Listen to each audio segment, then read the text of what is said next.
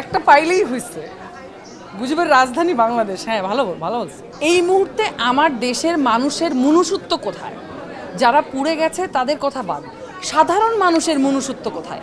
আমাদের সবার হাতে একটা করে ফোন আছে, ব্যাস খালি ভিডিও করতে হবে, ফেসবুকে দিতে হবে। মানে ভিডিওটা যত ডেঞ্জারাস হবে, যত গ্রাফিক ভিডিও হবে, তত বেশি ভিউজ হবে। ব্যাস, বাচ্চারা দৌড়াচ্ছে, পোড়া বাচ্চারা দৌড়াচ্ছে, মানুষ ভিডিও করছে। বাবা মাকে খুঁজে পাচ্ছে না, মানুষ ভিডিও করছে। মানে পোড়া শরীর নিয়ে মানুষ রিক্সা খুঁজছে, সিএনজি খুঁজছে, কোনো সিএনজিওয়ালা যাচ্ছে না, কোনো রিক্সাওয়ালা যাচ্ছে না, মানুষ ভিডিও করছে আর জিজ্ঞেস করছে ভাই কী হয়েছে। মানে আমাদের দেশের মানে মানুষ, আমরা যারা প্রতিদিন রাস্তায় বের হয়ে কাজে যাই, আবার বাসায় আসি, আমাদের ব্রেইন কোথায়?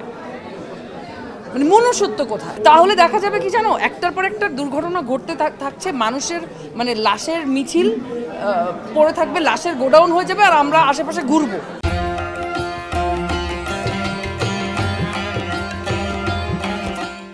মানে আমাদের আসলে জানারও দরকার নেই মানুষটা কেন মরলো, কিভাবে মরলো, একটু বেঁচে আছে কিনা, এখন হসপিটালে নিয়ে গেলে বাঁচবে কিনা, ওগুলোও আমাদের জানার দরকার নেই, আগ্রহ নেই। আমরা ভিডিও করবো, কি হয়েছে? আমার তো তাই মনে হয়, একটা পাইলেই হয়েছে। গুজবের রাজধানী বাংলাদেশ। হ্যাঁ, ভালো বলছে। আসলে আমাদের মানবতার সংকট চলতেছে মনে হয় আমার দেশে। আপনি একটা খুব মানে সঠিক কথা বলছেন। আসলে আমরা যারা আসলে শিল্পী, আমরা যারা আসলে দর্শকদেরকে বা সাধারণ জনগণকে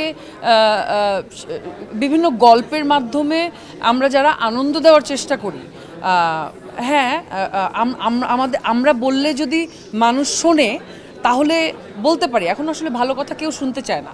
আমি 10টা ফালতু কথা বলি বা 10টা খারাপ কথা বলি, বা ধরো তোমরা আমাকে জিজ্ঞেস করো যে আমার মাসিক ইনকাম কত, বা আমি এবার ঈদে কত কোটি টাকার, কত লাখ টাকার ড্রেস পরে আজকে এসেছি, ওই ভিডিওগুলো বেশি ভাইরাল হচ্ছে বা ওইগুলোর ভিউজ বেশি হচ্ছে।